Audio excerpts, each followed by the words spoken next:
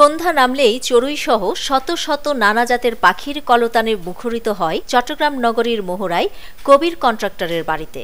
১৯৬৭ সালে নির্মিত এই বাড়িটি এলাকার প্রকৃতিপ্রেমী মানুষের কাছে বিশেষ আকর্ষণের কেন্দ্রবিন্দুতে পরিণত হয়েছে। দল বেঁধে পাখিরা এসে বাড়ির গাছগাছালি ও আশপাশ ছেয়ে ফেলে। ওড়াউড়ির পাশাপাশি পাখির কিচিরমিচির শব্দে এক ধরনের ঘোর তৈরি হয়। বহু দূর থেকে পাখির শব্দ শোনা গেলেও কেউ পাখিদের বিরক্ত করে না, তাড়িয়ে দেয় না। এভাবেই সারা রাত পাখিগুলো ওই বাড়ি ঘিরে অবস্থান নেয়।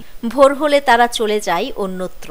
এই বাড়িতে এই পাখিগুলোর আচরণ বিচরণ দেখছি ৮০ সালের আগ থেকে। এখানে যে পাখিগুলা আসরের নামাজের পর আসে, সকাল আজান হয়, আজানের পর এখান থেকে চলে যায়। ১৫ থেকে ২০,০০০ পাখির বসবাস এখানে।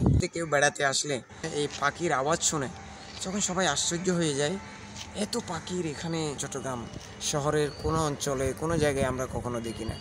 এখানে পাখি থাকার মূল কারণ হলো পাখিরা এটা তাদের নিরাপদ আশ্রয়স্থল মনে করেই তারা এখানে বসবাস করতে আসে।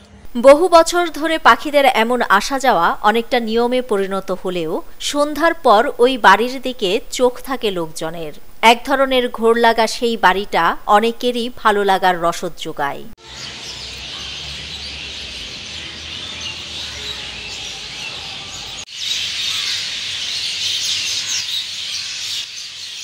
প্রকৃতির অনাবিল সুখ এভাবেই ছেয়ে যাক ক্লান্ত নাগরিকের মনে, ভাবনার জগতে। শহুরে জীবনে প্রকৃতির এমন সান্নিধ্য কার না ভালো লাগে। নিউজ ডেস্ক, দৈনিক পূর্বকোণ।